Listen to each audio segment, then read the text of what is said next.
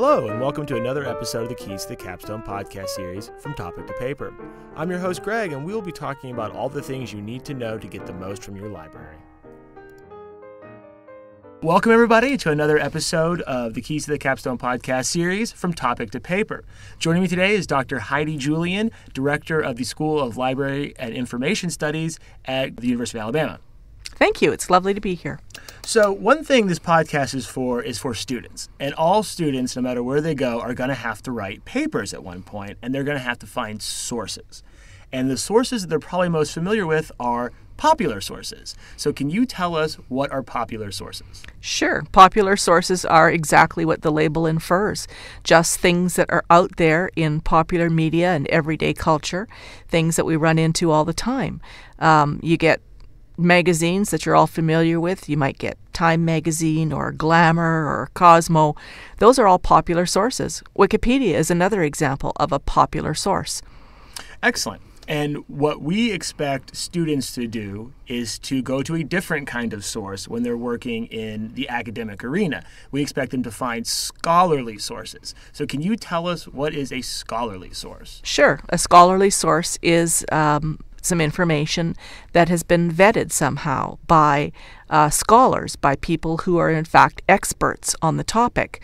And scholarly sources are generally those that have been peer-reviewed. In other words, vetted by other scholars, other experts, to put a stamp of approval on them and say, yes, this is valid, this is good information. It may not be the ultimate truth, but it is reliable and credible. So popular sources, we see a lot more of them. They come out quicker. And you said that scholarly sources are vetted. Are popular sources vetted? They're vetted in a different way. Often they go through some sort of editorial process, but not necessarily. Something like Wikipedia is a good example.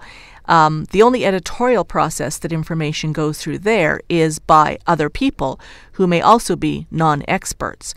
In the case of a popular magazine, an editor will do some editing for accuracy and that sort of thing, but it still has a perspective, a point of view, not necessarily providing in-depth kind of analysis. Scholarly resources, on the other hand, go through a much longer process of vetting, as I said, by other folks who are also experts.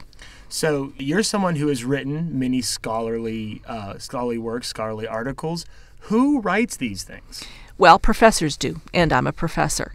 So in all disciplines across universities and colleges, professors, in fact, are expected to do research into topics of interest. So they do this research, they want to write it up and share it with the world.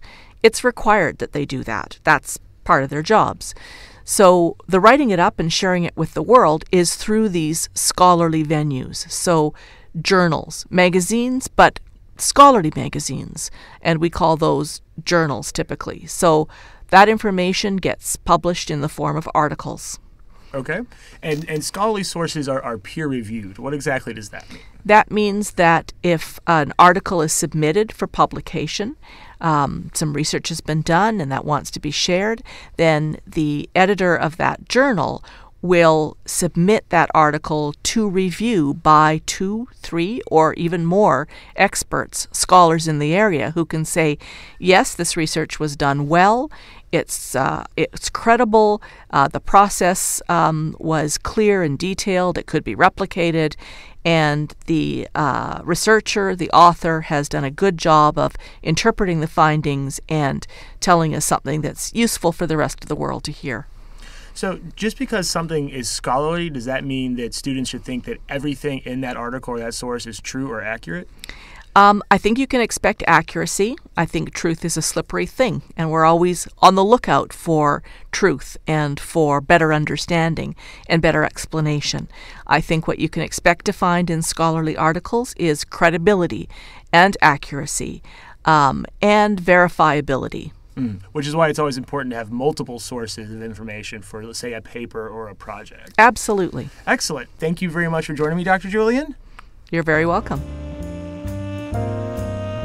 Well, that's all for this episode of the Keys to the Capstone podcast series. Thank you for joining us. And don't forget, when in doubt, ask a librarian.